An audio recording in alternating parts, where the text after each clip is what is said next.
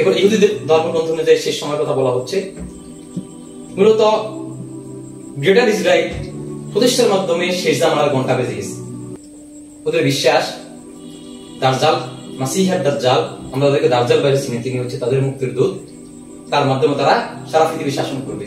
মূলত শাসন করবে সেটা কোরআন এবং হাদিসের মাধ্যমে আমরা জেনে গেছি। ইনশাআল্লাহ ইসলামের বিজয় সুনিশ্চিত। ওদের বিকৃত ধর্ম অনুযায়ী ওদের বিশ্বাস, ওরা এটাকে এলিয়া বলে সম্বোধন করেছে। আর এই এলিয়াটা হচ্ছে নিজেদের ভূখণ্ড তারা ফিলিস্তিন অবর্তন করাকে তারা নিজেরা কি বলে সম্বোধন করেছে? এলিয়া হিসেবে। কি ভাইরা, 1924 সালে যখন ওসমানী খেলাফত পতন হয়ে যায়, এই পতন হওয়াটা দীর্ঘ মাস্টার প্ল্যানের একটা অংশ, যে শেষ জামানার ঘন্টা বাজা তখন থেকে শুরু হয়ে গেছে। যেদিন থেকে গ্রেটেস্ট ইসরায়েল ফিলিস্তিনের ভূখণ্ডে জেরুজালেম ইসরায়েলটা কি করেছে? স্বাধীন রাষ্ট্র হিসেবে নিজেদেরকে স্থাপন করতে পেরেছে। ওদের রাবির অলরেডি বলতেছে যে আমরা দাজ্জালের সাথে সাক্ষাৎ করতেছি, সাক্ষাৎ করার সুযোগ পাচ্ছি।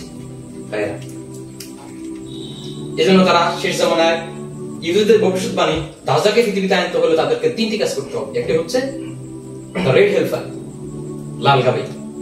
লাল গাভী তাদেরকে জবাই করতে হবে, এবং জবাই করে তারা এই লাল গাভী রক্ত প্রতিটি ইসরায়েলের পরিবার, কথা হচ্ছে তারা তাদের হাতগুলো অপবিত্র হয়ে গেছে, তাদের নিজেকে পবিত্র করার জন্য লাল গাভী জবাই করে এর সাইগুলো প্রত্যেকটি ইসরায়েলের পরিবার ইসরায়েলের ঘরে ঘরে ফাটিয়ে দিবে। সেখান থেকে তারা নিজেদেরকে পুত পবিত্র করবে। আর 2 নম্বর শর্ত হচ্ছে তারা 3টে বিশ্বযুদ্ধ ঘটাতে হবে। অলরেডি 2টা বিশ্বযুদ্ধ করছে। দ্বিতীয় বিশ্বযুদ্ধের ইতিহাস, প্রথম বিশ্বযুদ্ধের ইতিহাস মূলত আপনি গভীরভাবে চিন্তা করলে দেখবেন মূলত খেলাফতকে পতন করার জন্য দ্বিতীয় বিশ্বযুদ্ধ অলরেডি আলটিমেটলি এটাই হয়েছে, যে খেলাফতকে পতন করার জন্যই দ্বিতীয় বিশ্বযুদ্ধ সংঘটিত হয়েছে। আর 3 নম্বর হচ্ছে তারা থার্ড টেম্পল অর্থাৎ টেম্পল অফ সুলাইমান নির্মাণ করতে, ফার্স্ট টেম্পল সেকেন্ড টেম্পল তারা করে ফেলছে। আর থার্ড টেম্পলটা তৈরি করতে পারলে মূলত তাদের এটাকে বলা হয় দাজ্জালের মন্দির। আর ওদের ভাষা বলা টেম্পল অফ মাউন্ট, অর্থাৎ দাজ্জালের মন্দির।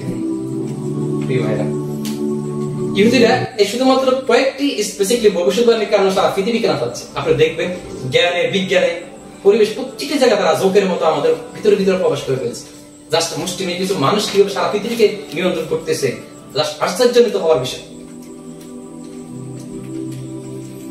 ওসমানী খেলাফত পতনের পর পর, ইসরায়েলের স্বাধীন রাষ্ট্র গঠন পর পর, কিন্তু আপনাদেরকে বুঝতে হবে সেই জামানার ঘন্টা বেজে গেছে।